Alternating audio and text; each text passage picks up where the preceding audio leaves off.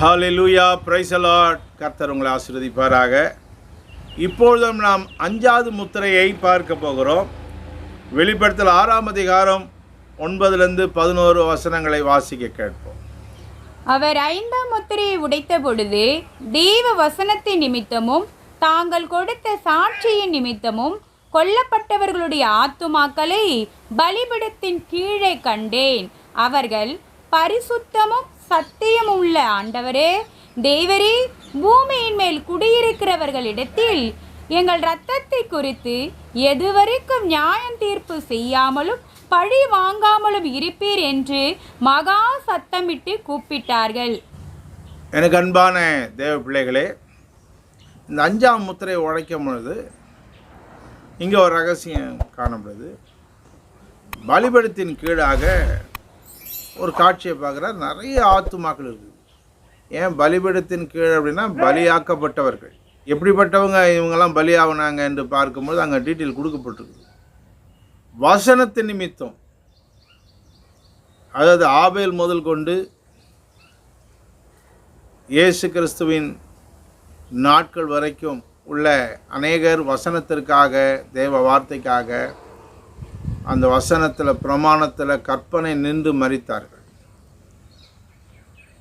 இன்னும் ஒரு சிலர் இயேசுவின் சாட்சிக்காக, இயேசு கிறிஸ்துவின் சாட்சி நிமித்தம் சொல்லி அவருடைய சாட்சியை சொன்னதுனால, நற்செய்தி அறிவித்ததுனால அநேகர் இடத்துல மரித்தார்கள்.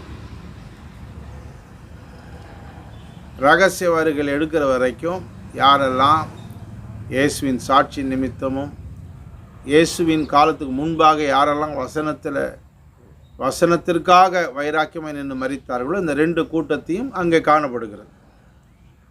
இந்த 2 கூட்டத்தையும் வெளிப்படுத்தல் 4ஆம் அதிகாரம் 6ஆம் வசனத்தில் படிக்கும் பொழுது தேவனுடைய சிங்காசனத்துக்கு முன்பாக ஒரு கடல் போல, பளிங்கு கொப்பான கடல் போல இந்த இரத்த சாட்சிகள் நிற்கிறார்கள்.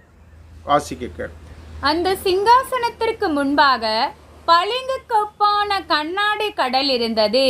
அந்த சிங்காசனத்தின் மத்தியிலும் அந்த சிங்காசனத்தை சுற்றிலும் 4 ஜீவன்கள் இருந்தன. அவை புறத்திலும் பின்புறத்திலும் கண்களால் நிறைந்திருந்தன. இது கண்ணாடி கடல் என்று சொல்லப்படுகிறது. வசனத்தின் நிமித்தமும் இயேசுவின் சாட்சி நிமித்தமும் மரித்த பொதுவான இரத்த சாட்சிகள் என்று இவர்களை நாம் சொல்லலாம். இதில் இன்னொரு கூட்டம் இருக்குது. அவங்க கேட்குறாங்க, ஜெபம் பண்ணி கேட்குறாங்க, ஆண்டவரே இவ்வளோ வருஷம் ஆயிடுச்சு, எவ்வளோ காலமாச்சு, எத்தனையோ 1000 ஆண்டு காலம் போய் கொண்டிருக்கிறது, எங்கள் இரத்தத்தை குறித்து நீங்கள் எதுவரைக்கும் நியாயம் செய்யாமல் இருப்பீங்க இந்த பூமியில் என்று ஒரு விண்ணப்பத்தை வைக்கிறாங்க பரலோகத்தில். அவங்களுக்கு ஒரு ரிப்ளையை கொடுக்குறார் ஆண்டவர். இல்லை, இன்னும் கொஞ்சம் காலம் நீங்கள் காத்திருக்க வேண்டியது இருக்குது. உங்களுடைய கூட்டாளாகிய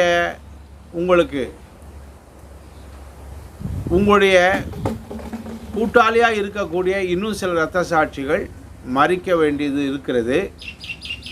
அவர்கள் மரித்த பின்புதான் உங்களுடைய காரியங்களெல்லாம் நிறைவேற்றப்படும், உங்களுக்கு நியாயம் வழங்கப்படும், உங்களுடைய உயிர்த்தெழுதல் இருக்கும் என்று ஆண்டவர் சொல்ல ரிப்ளை பசிக்க கேட்போம். அப்பொழுது அவர்கள் ஒவ்வொருவருக்கும் வெள்ளை அங்கிகள் கொடுக்கப்பட்டது. அன்றையும் அவர்கள் தங்களைப் போல கொலை செய்யப்பட போகிறவர்களாகிய தங்கள் உடன் பணிவிடைக்காரரும் தங்கள் சகோதரருமானவர்களின் தொகை நிறைவாகமளவும் இன்னும் கொஞ்ச காலம் இளைப்பாற வேண்டும் என்று அவர்களுக்கு சொல்லப்பட்டது. அவங்க எல்லாருக்கும் வெண்வஸ்திரம் கொடுத்துட்டாங்க. அந்த ஆத்துமா தன் தேவ ராஜ்யத்துக்காக காத்து கொண்டிருக்கிறது. அப்போ இன்னும் கொஞ்ச நாள் நீங்கள் இளைப்பாறணும், கொஞ்சம் வெயிட் பண்ணணும்னு சொல்லப்படுது. அந்த கூட்டம் யார் என்று கேட்டீர்கள் என்றால், உபத்திரவ காலத்தில் இரத்த சாட்சியாய் மரிக்க போகிற பரிசுத்தவான்களை தான் காட்டுகிறது. இந்த இரத்த சாட்சிகள் வெளிப்படுத்தும் விசேஷம் 15ஆம் அதிகாரம் 2ஆம் வசனத்தில் வாசிக்க. அன்றியும் அக்கினி கலந்த கண்ணாடி கடல் போன்ற ஒரு கடலையும் மிருகத்திற்கும் அதன் சொரூபத்திற்கும் அதன் முத்திரைக்கும் அதன் நாமத்தின் இலக்கத்திற்கும் உள்ளாகாமல் ஜெயம் கொண்டவர்கள் தேவ சுரமண்டலங்களை பிடித்துக்கொண்டு அந்த கண்ணாடி கடலருகே நிற்கிறதையும் கண்டேன். அக்கினி கலந்த கண்ணாடி கடல். ஏன்னா என்றால் ஏன் டிஃப்ரென்ஸ் அதில் கொடுக்குறாங்கன்னா, மிகுந்த உபத்திரவத்திலிருந்து கர்த்தருடைய நாமத்திற்காக அந்த கிறிஸ்துவின் நாட்களில் மிக வைராக்கியமாக இருந்து தன் கற்பனைகளை கை கொண்டு கர்த்தர் வசனத்தில் தன் ஜீவன் போக இரத்த சிந்தி மரித்திருக்கிறார்கள்.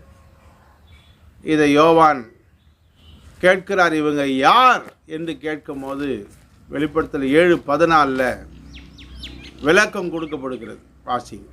அதற்கு நான், ஆண்டவனே, அது உமக்கே தெரியும் என்றேன். அப்பொழுது அவன், இவர்கள் மிகுந்த உபத்திரவத்திலிருந்து வந்தவர்கள். இவர்கள் தங்கள் அங்கிகளை ஆட்டுக்குட்டியானவருடைய இரத்தத்தினாலே தோய்த்து வெளுத்தவர்கள். இவர்கள் மிகுந்த உபத்திரத்திலிருந்து வந்தவர்கள். இவர்கள் ஆட்டுக்குட்டியின் இரத்தத்தால் தன் வஸ்திரங்களை தோய்த்து வெளுத்தவர்கள் என்று இந்த கூட்டத்தை வெளிப்படுத்தல் 7ஆம் அதிகாரத்தில் யோவானுக்கு காட்டுறாங்க. அதனால் மகா உபத்திரவ காலத்தை அந்திகிறிஸ்து நாட்களில் மிகுந்த உபத்திரவத்தில் இரத்த சாட்சியாக மறிக்கிறவங்க ஒரு கூட்டம். சபை எடுக்கிற வரைக்கும் இந்த பூமியில் இயேசுவின் நாமத்திற்காகவும் அதுக்கு முன்காலத்தில் பழைய ஏற்பாட்டு காலத்தில் வசனத்துக்காக மறித்தவர்களும் ஒரு கூட்டமாக காணப்படுகிறது. அவ்வளோ பொதுவான இரத்த சாட்சிகள். அந்திகிறிஸ்து நாட்களில் மறிக்க போகிற பரிசுத்தவான்கள், ரத்தம் சிந்தி மறிக்க போகிறவர்கள், அவர்கள் மிகுந்த உபத்திரத்திலிருந்து வந்த இரத்த சாட்சிகள் என்று 2 குரூப்பாக பிரிக்கப்படுகிறது. அது நிறைவேறுகிற வரைக்கும் நீங்கள் கொஞ்சம் நேரம் காத்து கொண்டிருக்கணும்னு சொல்லி அவங்களுக்கு பதில் அளிக்கப்படுகிறது. இந்த கூட்டத்தை குறித்து இயேசு கிறிஸ்து மத்தேயு 24ஆம் அதிகாரத்தில், அந்நாட்களில் உபத்திரவம் முடிந்தவுடனே சூரியன் அந்தகாரப்படும், சந்திரன் ஒளியை கொடாதிருக்கும், நட்சத்திரங்கள் வானத்திலிருந்து விழும், வானத்தின் சத்துவங்கள் அசைக்கப்படும். அப்பொழுது மனுஷகுமாரனுடைய அடையாளம் வானத்தில் காணப்படும். அப்பொழுது மனுஷகுமாரன் வல்லமையோடும் மிகுந்த மகிமையோடும் வானத்தின் மேகங்கள் மேல் வருகிறதை பூமியில் உள்ள சகல கோத்தரத்தாரும் கண்டு புலம்புவார்கள். வலுவாய் தொனிக்கும் எக்கால சத்தத்தை அவர் தமது தூதர்களை அனுப்புவார். அவர்கள் அவரால் தெரிந்து கொள்ளப்பட்டவர்களை வானத்தின் ஒரு முனை முதற்கொண்டு மறுமுனை மட்டும் 4 திசைகளிலும் இருந்து கூட்டி சேர்ப்பார்கள். இது தூதர்களை அனுப்பி இந்த இரத்த சாட்சிகளை உயிர்த்தழ வச்சு மேலே கொண்டு வந்து சேர்க்கிறார். ஆனால் மணவாட்டிக்கு அவரே வரார். மணவாட்டியை அழைப்பதற்கு இயேசுவே வருகிறார். இரத்த சாட்சிகளை கூட்டி சேர்ப்பதற்கு தம்முடைய தூதர்களை அனுப்புகிறார். எக்காலம் துணிக்க செய்து மரித்தவங்களுக்கு தான் கேட்கும் அந்த சத்தம். அவங்கள இழ பண்ணி வடக்கு தெற்கு கிழக்கு மேற்குலேருந்து தூதர்கள் கூட்டி சேர்க்கிறாங்க. இந்த இரத்த சாட்சியை குறித்து அங்கே ஆண்டவர் இயேசு கிறிஸ்து சுவிசேஷத்திலையும் பிரசங்கித்திருக்கிறார். ஆகவே இப்படிப்பட்ட ஒரு பெரிய சம்பவங்களெல்லாம் நடைபெறுகிறதை இந்த 5ஆம் முத்திரை நமக்கு தெளிவாக வெளிப்படுத்தி கொண்டிருக்கிறது. ஆகவே இன்னும் கொஞ்ச நாள் இருக்கணும் என்று அவங்களுக்கு சொல்லப்பட்டது. அவங்களே ஒரு பெரிய கூட்டமாக இருக்கிறாங்க. இன்னும் உங்கள் கூட்டாளிகளாகிய இரத்த சாட்சிகளுடைய எண்ணிக்கை நிறைவேற வேண்டும். அது இன்னும் பலியிட அவர்கள் இரத்த சாட்சியாக இன்னும் மறிக்கலை. மறித்த பின்பு மற்ற எல்லா நியாயங்களும் எல்லா நீதிகளும் வழங்கப்படும் என்று அவங்களுக்கு சொல்லப்பட்டது. எனக்கு அன்பான தேவ ஜனமே, கிறிஸ்தவ வாழ்க்கை ஏதோ இந்த மண்ணோடு முடிந்து போகிறதல்ல, யுக யுகமாய் வாழக்கூடியது. இப்பொழுது பலிபீடத்தின் கீழே இருக்கிற ஆத்துமாக்கள் ஆன்மாவில் வாழ்ந்து கொண்டிருக்கிறார்கள். சரீரத்தை மட்டும்தான் கொள்ளுகிறார்கள்.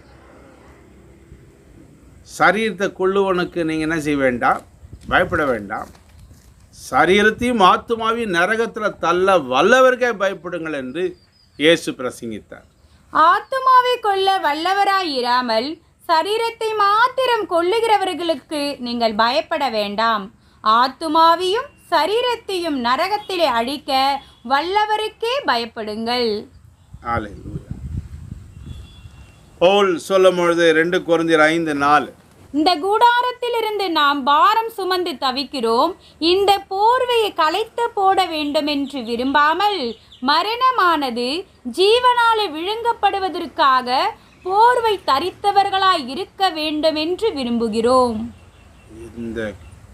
இந்த போர்வையிலிருந்து அவர் தேவராஜ்யத்துக்குள்ளே கடந்து போக அவர் தவித்து கொண்டிருக்கிறார் என்று சொல்கிறார். அந்த ஆத்துமாக்கள் எப்பொழுது நியாயம் தீர்க்கப்பட்டு எப்பொழுது ராஜ்யம் கிடைக்கும் என்று மரித்த ஆத்துமாக்கள் எல்லாரும் அவங்க தவித்து கொண்டிருக்கிறாங்க. எல்லாம் ஒரு தவிப்பு தான். இப்போ நாமும் கூட எப்போ கர்த்தர் வர போகிறாரு, எப்போ நம்மை கூப்பிட போகிறார், பறந்து போக போகிறார், நாம் தவித்துருக்கிறோம். எல்லாம் ஒரு தவிப்பு தான். ஆனால் பரிசுத்தம் இல்லாதவங்களுக்கு அந்த தவிப்பு வராது. வெற்றி பெற்றவங்களுக்கு அந்த தவிப்பு வரும். ஏன்னா இன்றைக்கோ நாளைக்கோ எத்தனை வருஷம் ஆகுதோ அத்தனை வருஷமும் இந்த ஜீவியத்தை காத்து கொண்டு இருக்கணும், போராடணும், இதில் நிற்கணுமே. அதனால் கிறிஸ்துவ பிள்ளைகளே, இது ஒரு தவிப்பு தான். ஆனால் கர்த்தர் நமக்கு உதவி செய்வார், நமக்கு தொடர்ந்து இந்த ஓட்டத்தில் ஓட கிருபை செய்வார்.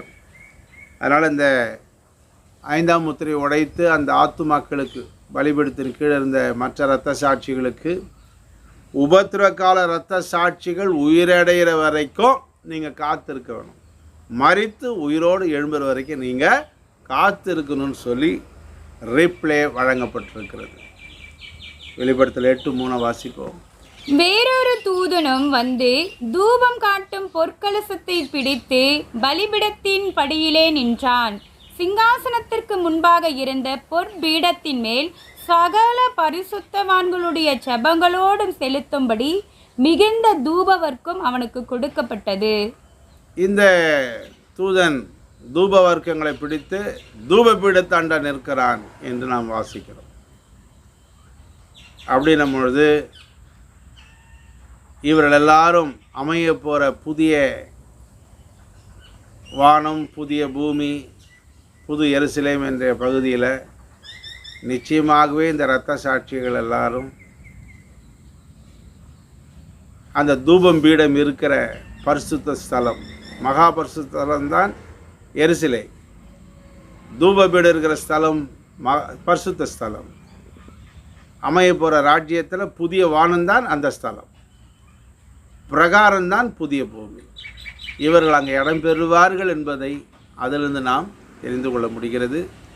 ஆகவே இப்பொழுது நாம் புது எருசலேமுக்குள்ள மகா பரிசுத்த ஸ்தலத்துக்குள்ளே பிரவேசிக்கக்கூடிய ஒரு நல்ல பாக்கியத்தை, அபிஷேகத்தை, கிருபையை, சத்தியத்தை நமக்கு கொடுத்து நம்மை பூர்ண பரிசுத்தத்துக்கு நேராக வழிநடத்துகிற தேவனை ஸ்தோத்திரியுங்கள். கிருபையை பற்றி கொள்ளுங்கள். தொடர்ந்து பார்ப்போம். கர்த்தர் உங்களை ஆசீர்வதிப்பார்.